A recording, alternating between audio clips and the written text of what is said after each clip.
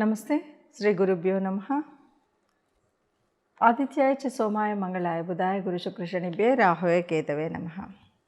2024లో రాహు కేతువుల ప్రభావం ద్వాదశ రాశులపై ఎలా ఉంటుందో చూద్దాం. మన రాహుకేతువుల ప్రభావం మూలంగా ఉద్యోగంలో కానీ, వ్యాపారంలో కానీ, సంతానంలో కానీ, ఏ వ్యవహారంలో అయినా సరే ఈ ఇద్దరు ఇప్పుడున్నటువంటి స్థితిలో అంటే మేషంలో రాహు, కన్యలో కేతువు ఉన్నాడు. ఇలా ఉన్నప్పుడు ఈ గ్రహాల మూలంగా మిగతా రాశులపై ఎలాంటి ప్రభావం ఉంటుందో చూద్దాం. ఎందుకంటే రాహుకేతువులు రెండు కూడా చెప్పాలంటే సూర్యుడిని చంద్రుడిని కూడా మింగగలిగినటువంటి శక్తి ఉన్నటువంటి గ్రహాలు రాహుకేతువులు.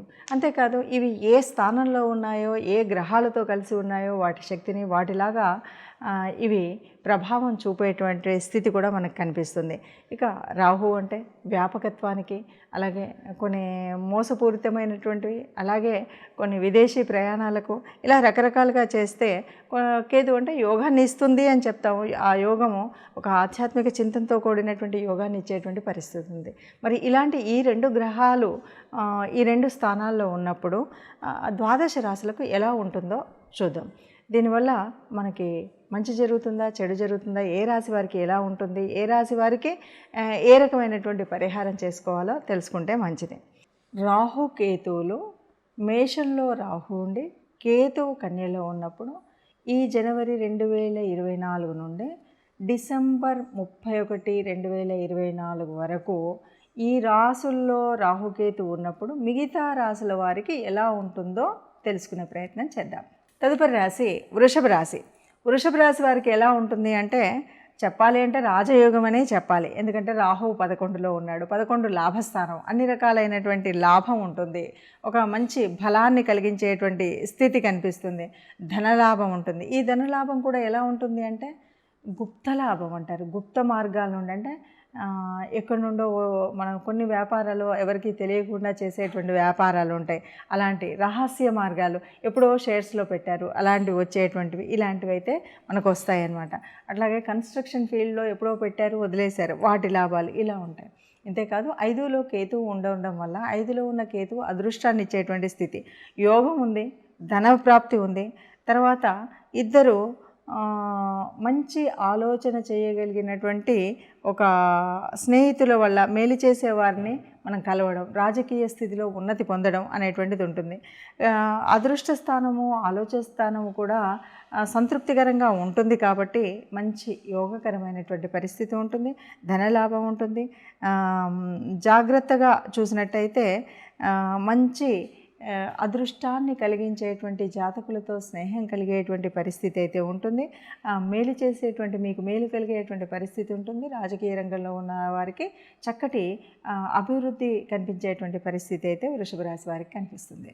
రాహు కేతువులు ఈ రెండు గ్రహాల మూలంగా మనకు కొంచెం ఇబ్బంది కలిగించేటువంటివని, రాహుకేతువుల మధ్యలో గనక గ్రహాలను ఉంటే మనకు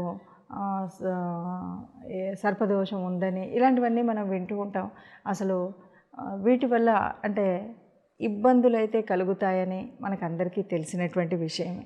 కానీ ఇలా ఒకవేళ ఈ రాహుకేతువుల వల్ల యోగాన్ని కూడా ఇచ్చేటువంటి పరిస్థితి ఉంది కొన్ని రాశులకు.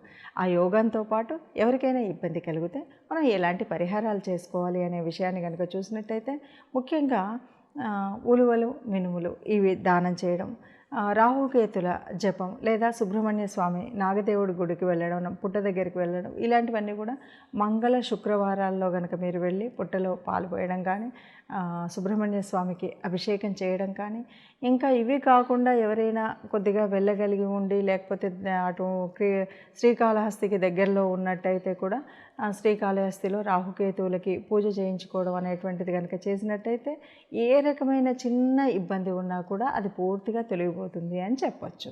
కాబట్టి అలాంటి ఇబ్బందులు లేకుండా మీరు ఈ పరిహారాలని చేసుకుంటూ సుఖంగా ఆనందంగా ఉండాలి. ఇప్పటి వరకు మీరు తెలుసుకున్నటువంటి ఈ రాశి ఫలితం ఎలాంటిది అంటే గోచార రీత్యా అంటే జన్మజాతకంలో మనకున్నటువంటి గ్రహాల యొక్క స్థితి, యుతి, దృష్టి వాటిని బట్టి ముఖ్యంగా కనిపిస్తున్నప్పటికీ కొంతవరకు మనకు మన జన్మజాతకం తెలియదు, లేదా ఈ వారం వరకే కదా అనుకున్నప్పుడు గోచార రీత్యా మనం చూస్తూ ఉంటాం. గోచార రీత్యా ఉన్నటువంటి వాటిని ఎగ్జాక్ట్గా యాక్యురేట్గా లేదు అనడానికి వీల్లేదు. ఎందుకంటే కేవలం 30-40% వరకే మనకు ఇది ఫలితం కనిపిస్తుంది. మనకు జన్మజాతకంలో కూడా ఈ గ్రహాలు ఇలాంటి పరిస్థితిలో ఉంటే అప్పుడు మనకు 100% కనిపిస్తుంది. లేదంటే 30-40 మనకు ఈ ఫలితాలు కనిపిస్తాయి.